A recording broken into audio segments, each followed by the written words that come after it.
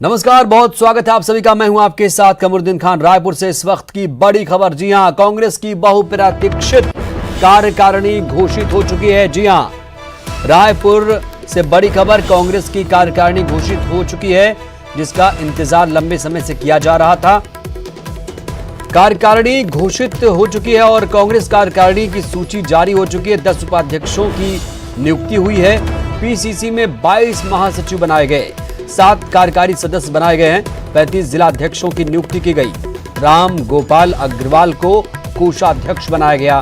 PCC की नई कार्यकारिणी घोषित हो चुकी है और कोंडागांव के पूर्व जिलाध्यक्ष रवि घोष प्रभारी बनेंगे। कन्हैया अग्रवाल महामंत्री, पदम कोठारी राजनांदगांव ग्रामीण के नए अध्यक्ष, चौलेश्वर चंद्राकर जांजगीर चांपा के जिलाध्यक्ष बने। सत्यनारायण शर्मा के पुत्र पंकज शर्मा महामंत्री बने। दामोदर साहू के पुत्र जितेंद्र साहू महामंत्री बने। गिरीश दुबे रायपुर जिलाध्यक्ष बने रहेंगे। ज्यादा जानकारी के साथ हमारे सहयोगी अवधेश मिश्रा रायपुर से जुड़ चुके हैं। अवधेश, जिस कार्यकारिणी का सूची का लंबे समय से इंतजार किया जा रहा था, सूची आ चुकी है। सूची को आप कैसे देखते हैं, कितनी खास है इस बार की सूची? देखिए, इस बार की सूची बेहद खास है क्योंकि पीसीसी चीफ की नियुक्ति के तकरीबन 9 महीने बाद ये सूची आई है। सूची उस वक्त आई है जब छत्तीसगढ़ कांग्रेस सरकार में है और संगठन में ज्यादा कुछ करने को है नहीं, क्योंकि सरकार के पास या कांग्रेस के पास बहुमत के जो आंकड़े हैं उससे 20 से अधिक सीटें उनके पास ज्यादा है। इसलिए अभी केवल केंद्र के खिलाफ जो आंदोलन करना है या संगठन को आगे बढ़ाना है, इस बात की जिम्मेदारी इन तमाम पदाधिकारियों को दी गई है। लेकिन सबसे बड़ी बात यह है कि जिस तरह से पुराने चेहरों को बाहर किया गया है और नए चेहरों को शामिल किया गया है, साथ ही साथ सभी क्षेत्र के, चाहे सरगुजा हो, बस्तर हो, दुर्ग हो या फिर रायपुर हो या बिलासपुर हो, सभी संभाग के नेताओं को सूची में शामिल करके एक संदेश देने की कोशिश की गई है कि सभी को साथ में चलना है।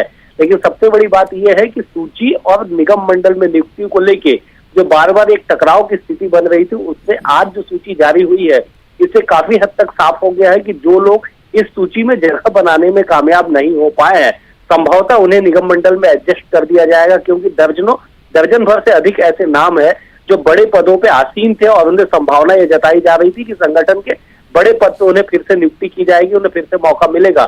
लेकिन उन्हें बाहर करके ये बात तय कर दिया गया है कि जो संगठन में होंगे वो सत्ता के हिस्सेदार नहीं होंगे और जो सत्ता के हिस्सेदार होंगे उन्हें संगठन में पदाधिकारी नहीं बनाया जाएगा। तो कुछ काफी स्पष्ट संदेश देने वाला ये पूरी कार्यसूची है। रवि घोष को प्रभारी महामंत्री बनाने की जो कवायद है वो पहले दिन से जारी है, क्योंकि कोंडागांव के वो पहले अध्यक्ष रह चुके हैं।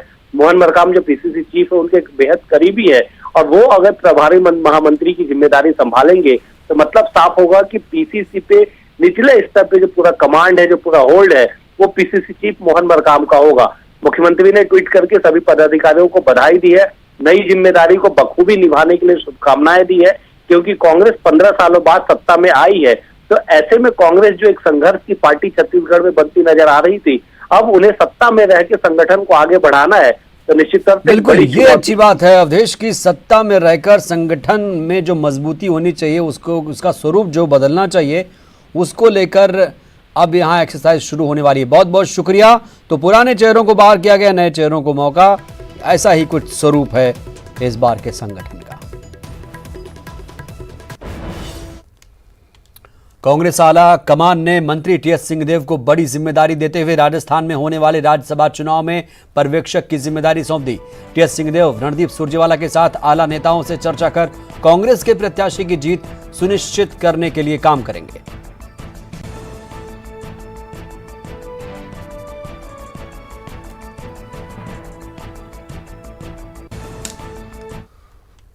संसद के बजट सत्र में बस्तर सांसद दीपक बैज ने बस्तर की आवाज बुलंद की। बस्तर के करीब 20 गांव में फैली फ्लोराइड की समस्या पर केंद्र सरकार का ध्यान बस्तर की तरफ खींचने की कोशिश की।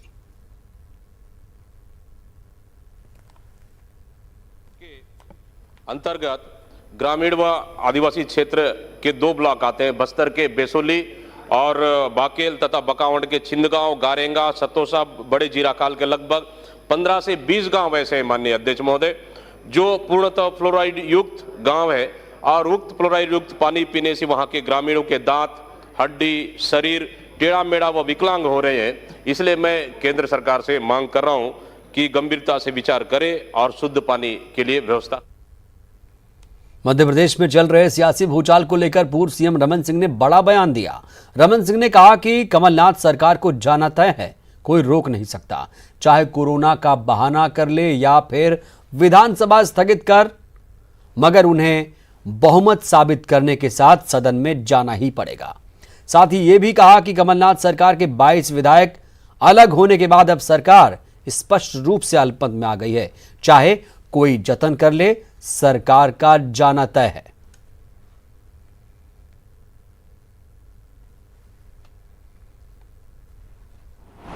विधानसभा के अंदर फ्लोर में अपनी बहुमत दिखाएगा, उसकी सरकार रहेगी।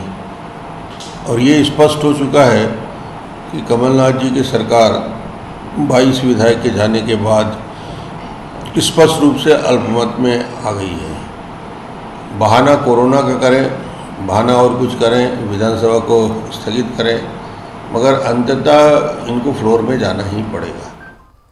सीएम के अपर मुख्य सचिव के तौर पर सुब्रत साहू ने मंत्रालय में कार्यभार संभाल लिया। राज्य शासन ने कल ही दो बड़े प्रशासनिक बदलाव किए थे, जिसमें से सीएम के प्रमुख सचिव गौरव द्विवेदी को हटाकर सुब्रत साहू को सीएम का अपर मुख्य सचिव का कार्यभार दिया गया है।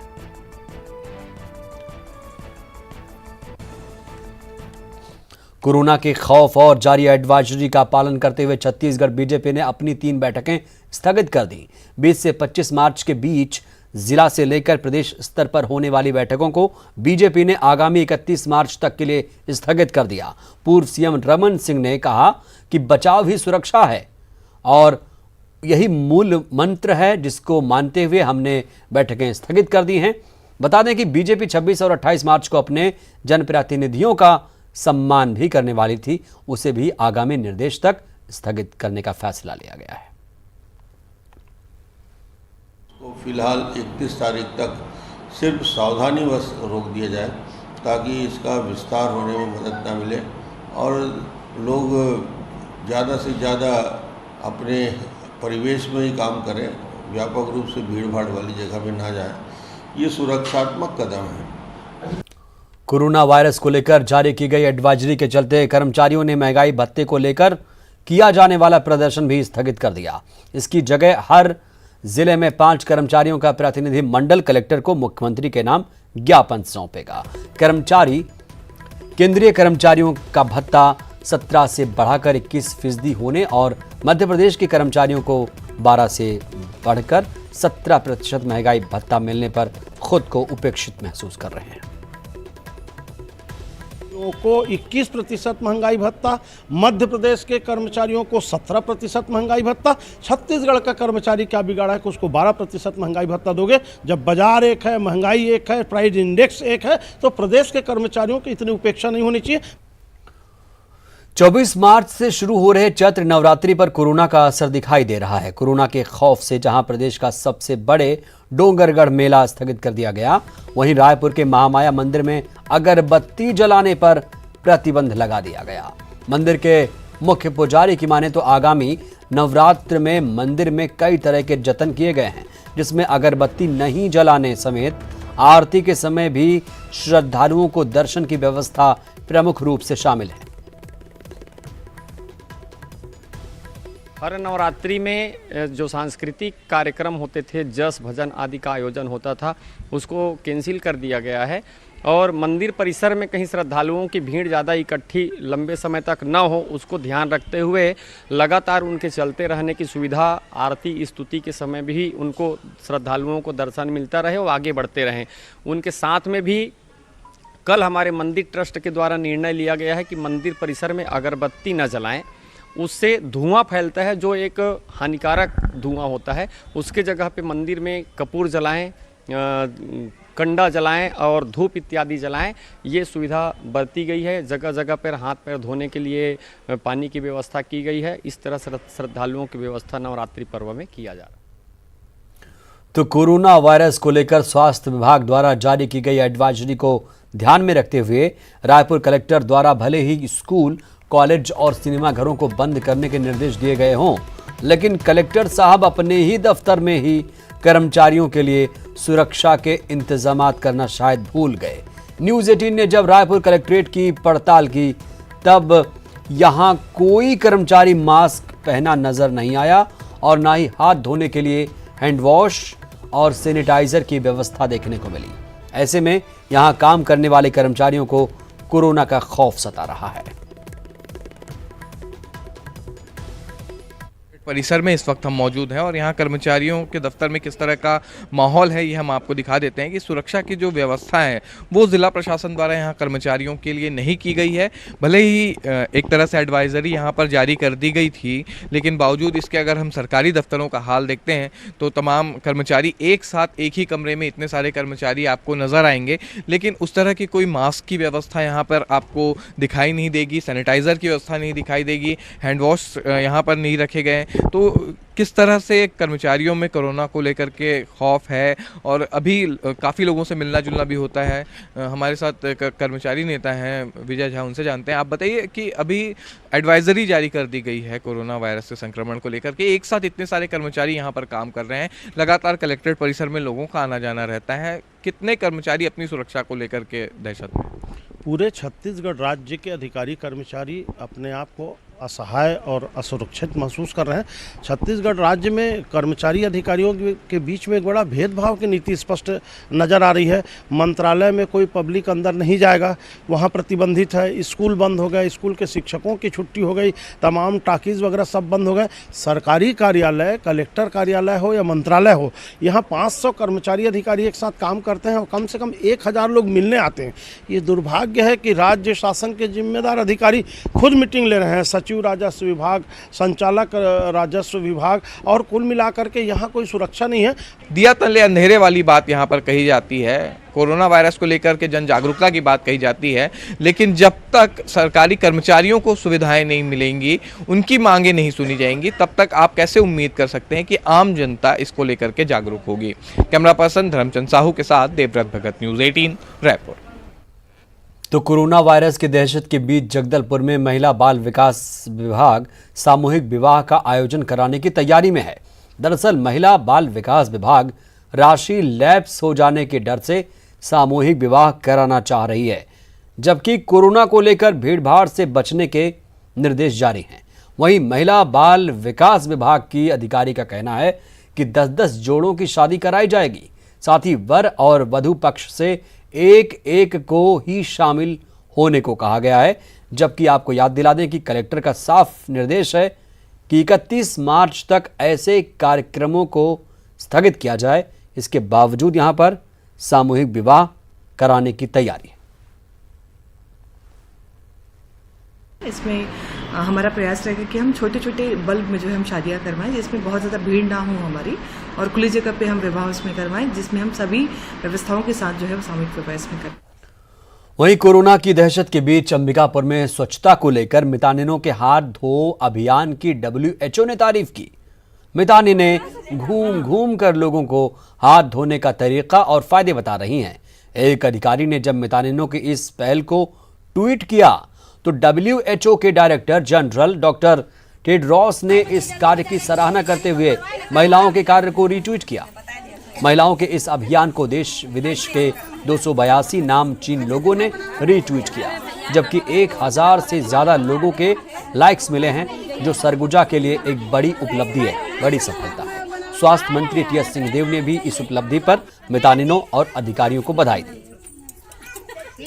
चरण को बताते जाइएगा ना। वक्त एक छोटे से ब्रेक का।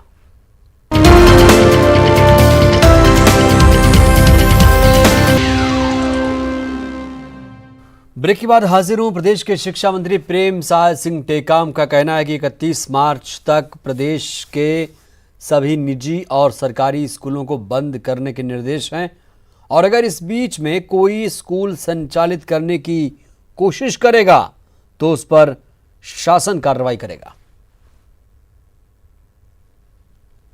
राज्य शासन ने सभी स्कूलों को बंद करने का आदेश दिया है। 31 मार्च तक सभी स्कूल बंद रहेंगे। जो स्कूल परीक्षा ले रहे हैं उनके क्या कर रहे हैं, वो देखेंगे उसको कहाँ का ले रहे हैं। तो कोरोना की दहशत के बीच जागरूकता के सवाल पर पूर्व सीएम रमन सिंह ने कहा कि घबराने की जरूरत बिल्कुल नहीं। ये कोई एयरबॉर्न डिजीज नहीं, खाने से भी कहीं कोई दूर दूर तक रिश्ता नहीं। साथ ही ये भी कहा कि फिर भी बचाव के लिए लोगों को जागरूक रहना होगा।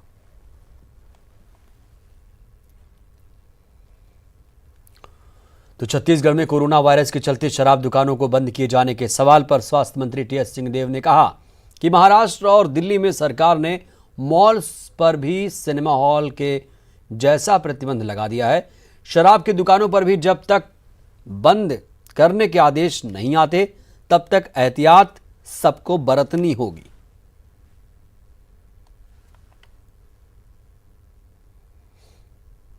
शराब की दुकानों पे भी जब तक एडवाइजरी बंद करने की नहीं आती, जैसे महाराष्ट्र में, दिल्ली में, कुछ और जगह सरकार ने मॉल्स पे भी सिनेमा हॉल के जैसा प्रतिबंध लगा दिया है कि उनको बंद करना है। तो जब तक वैसे आदेश नहीं आते तब तक एहतियात हमको सबको बरतनी पड़ेगी, ये समझते हुए हम सब जिम्मेदार नागरिक हैं और हमको हो सकता है। इधर कोरोना वायरस को लेकर रेलवे भी एहतियात बरत रहा है। ऐसी कड़ी में एसी कोच में अब कंबल के बदले यात्रियों को चादर दिए जा रहे हैं। रेलवे ने पत्र लिखकर सभी रेल जोनों में कोरोना को लेकर तमाम एहतियात बरतने के निर्देश दिए हैं। बिलासपुर से होकर जाने वाले रेल यात्रियों की परेशानी आने वाले दिनों में बढ़ने वाली है। कोरोना वायरस और लाइन दोहरीकरण के कारण दर्जन भर ट्रेनें रद्द कर दी गई हैं।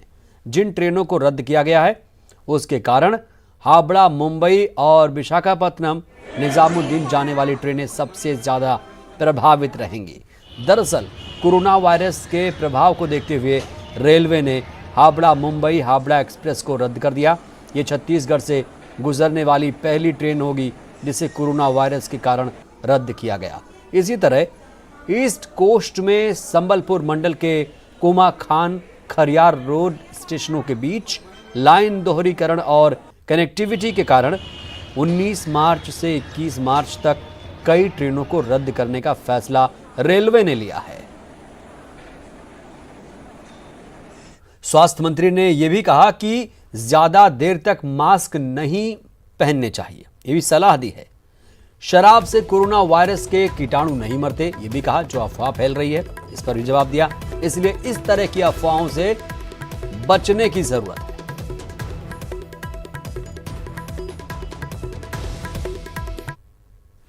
डर में या कोई भाग रहा है तो उसके पीछे पीछे हम सब भागने लगे, ऐसा बिल्कुल करने की जरूरत नहीं है। मैं पहला व्यक्ति होऊंगा जो एहतियात की तरफ बात करूंगा। मास्क की हमको जरूरत नहीं है, हैंड सैनिटाइजर की हमको जरूरत नहीं है। शराब से आपके कीटाणु कोरोना वायरस के नहीं मरेंगे। जब तक 65-70% अल्कोहल कंटेंट के सैनिटाइजर या वस्तु का उपयोग नहीं करेंगे, आपको राहत नहीं मिलेगी। तो अपने अपने ज्ञान सबके हैं। प्रदेश के स्वास्थ्य मंत्री टीएस सिंहदेव ने डॉक्टरों को इस महामारी के समय काम करने के लिए, उनका उत्साह बढ़ाने के लिए तारीफ की।